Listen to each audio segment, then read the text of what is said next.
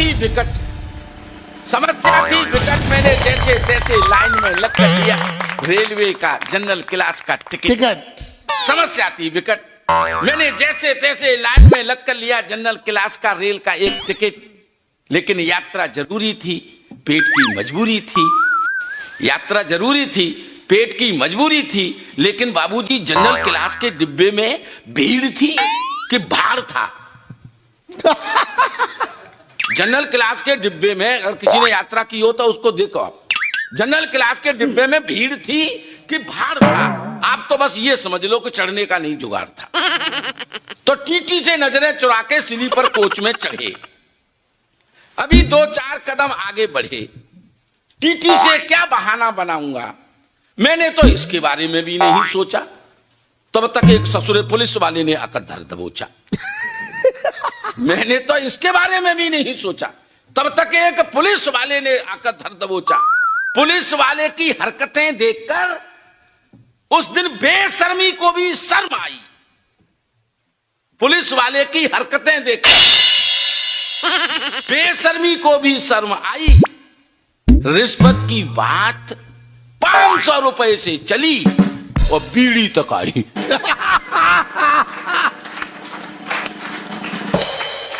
रिश्वत की बात 500 रुपए से चली और बीड़ी तक आई। मेरी खुददारी ने भी, व्यंग समझने की एहसास कराना, मेरी खुददारी ने भी उसके सामने गर्दन झुका दी। मेरी खुददारी ने भी उस पुलिस वाले के सामने अपनी गर्दन झुका दी। मैंने भी शौचालय के पास बैठे हुए भिखारी से बीड़ी मांगी और उसे पकड़ा दी। वाह! ये सब देखकर मैं स्तब्ध हूं और मेरा हृदय और मस्तिष्क दोनों मौन हैं। क्या आप जानते हैं कि इन दोनों में भिखारी कौन है? हाय हाय, वाह वाह वाह वाह वाह वाह वाह। तो ये स्थितियां, मैंने ये एक आपको तरीका दिखा दिया है, व्यंग का फ्लेवर दिखा दिया है। व्यंग के कुछ गेप देख लीजिएगा। जी दादा, स्वागत। क्योंकि हमारे बाबूजी बैठे हुए हैं। आप धन्य हैं बाबूजी, आपके घर में आकर के ऐसा लगा कि जैसे सतयुग का जीवन है। आपके 2 पुत्र, आज के समय में पुत्र और आज्ञाकारी विद्या जी, तो आप ये समझ लो पता नहीं कौन से जन्म के पुण्य उदय हो रहे हैं। और 2 भाई साथ साथ एक घर में, असंभव सा होता है। घर की स्थितियां, ये बुजुर्गों की स्थितियां क्या है समाज में आज? टूटी टाटी चारपाई के पायों की तरह, टूटी टाटी चारपाई के पायों की तरह, जख्म से छुड़ाई गई फाहों की तरह।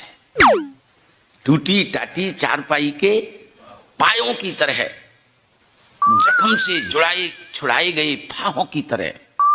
तिरस्कृत, जख्म से छुड़ाई गए फाहों की तरह। गैर तो गैर हैं, गैरों से क्या कहना। बुजुर्ग आजकल रह रहे हैं अपने घरों में परायों की तरह। वाह वाह वाह। बुजुर्ग अपने ही घरों में रहते हैं परायों की तरह। और जिन घरों के बुजुर्ग परायों की तरह रहते हैं, वो बुजुर्ग क्या सोचने लगे हैं? जिन नैनों को लज्जा प्यारी, घूंघट उन्हें याद आता है। जिन नैनों को लज्जा प्यारी, घूंघट उन्हें याद आता है। जिन ओठों की प्यास रसीली, फिर पनघट उन्हें याद आता है। जीवन की संध्या वेला में लठ अपरिमित पीड़ा उनकी, तब नाखंदी औलाद के कारण मरघट उन्हें याद आता है। हाय हाय हाय हाय। मरघट उन्हें याद आता है। घर में दद्दा बूढ़े रह गए।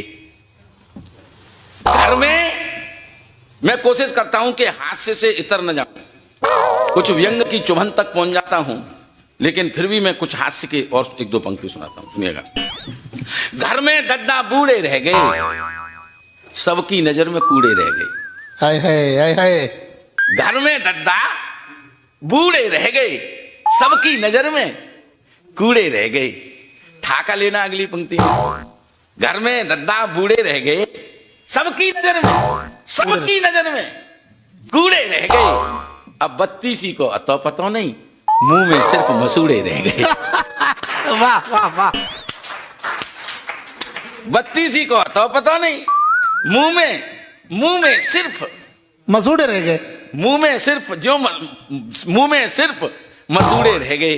वो 2 चोटिन की दीवानी, तब जब ब्याह हो, वो 2 चोटिन की दीवानी, अब उनके सर पे जूड़े रह गए। दद्दा जब ते बूढ़े रह गए। वाह। दद्दा जब ते बूढ़े रह गए, हाथन भर भर चुनिया पहनी, अब उन हाथन में चूड़े रह गए। वाह। दद्दा जब ते बूढ़े रह गए, सबकी नजर में कूड़े रह गए। अनाचार लधो कुर्सी पे, अनाचार लधो कुर्सी पे, देखत घर के मूड़े रह गए। देखत घर के मूड़े रह गए। दद्दा जब ते बूढ़े रह गए, सबकी नजर में कूड़े रह गए। और नेता राजनीति थे गायब। कितनी तालियां बजा सकते हैं और व्यंग की चुभन आप तक कहां तक पहुंच सकती है। नेता अब राजनीति थे गायब, अब तो यार जमूड़े रह गए। वाह। नेता राजनीति थे गायब, अब तो यार जमूरे रह गए। जमूड़े रह गए। दद्दा जब ते बूढ़े रह गए। और बीड़ी हुक्का और तमाकू, बीड़ी हुक्का और तमाकू, ये जीवे के मूड़े रह गए। हाय हाय। दद्दा जब थे बूढ़े रह गए। इस तरह का भी कुछ लिखता हूं। और एक नमूना और देख लीजिएगा। स्वागत दादा। जिंदगी में कोई, मैं आशान्वित बहुत रहता हूं, जीवन में कभी निराश होना ही नहीं चाहिए। और जो अपनी खुद मदद नहीं करता, ईश्वर उसकी मदद नहीं करता। इस बात को प्रमाणित करता हूं मैं इन 2-4 पंक्तियों में। स्वागत दादा। अगर आप खुद अपनी मदद नहीं कर सकते तो फिर ईश्वर भी आपकी मदद नहीं करेगा। इस बात को सुने, क्योंकि मैं जानता हूं सब कभी लोग बैठे हुए हैं। मैंने जिंदगी का कोई युद्ध खुद लड़ा ही नहीं। अगर आप ये कहते हो कि कविता हम लिखते हैं तो तुम गलत सोचते हो। कोई लिखवाता है। तेरी सत्ता के बिना हे प्रभु मंगल मूल, पत्ता तक हिलता नहीं, खिले न एक फूल। मैंने जिंदगी का कोई युद्ध खुद लड़ा ही नहीं, इसलिए सफलताओं का कोई कीर्तिमान गढ़ा ही नहीं। मैंने जिंदगी का कोई युद्ध खुद लड़ा ही नहीं, मेरा सब ईश्वर लड़ता है। मैंने जिंदगी का कोई युद्ध खुद लड़ा ही नहीं, इसलिए सफलताओं का कोई कीर्तिमान गढ़ा ही नहीं। ठहरने नहीं देगी बुलंदी ज्यादा देर तक, ठहरने नहीं देगी बुलंदी ज्यादा देर तक, यही सोचकर मैं उस पर चढ़ाई नहीं। वाह। यही सोचकर मैं उस पर चढ़ाई नहीं। ठहरने नहीं देगी बुलंदी ज्यादा देर तक, यही सोचकर मैं उस पर चढ़ाई नहीं। अनपढ़ गंवार लड़कियां आएंगी अपने प्रेम पत्र मुझसे लिखवाने। अनपढ़ गंवार लड़कियां आएंगी अपने प्रेम पत्र मुझसे लिखवाने, जानबूझकर मैं बचपन से पढ़ाई नहीं।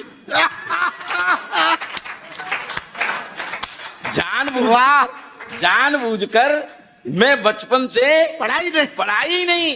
और फोड़ न दें धार्मिक होने का ठीकरा लोग मेरे सर। आज स्थिति क्या हो गई है ये समझने की जरूरत है। फोड़ न दें धार्मिक होने का लोग ठीकरा मेरे सर, इसलिए किसी मंदिर मस्जिद या गुरुद्वारे के सामने हुआ खड़ा ही नहीं। किसी मंदिर मस्जिद या गुरुद्वारे के सामने हुआ खड़ा ही नहीं।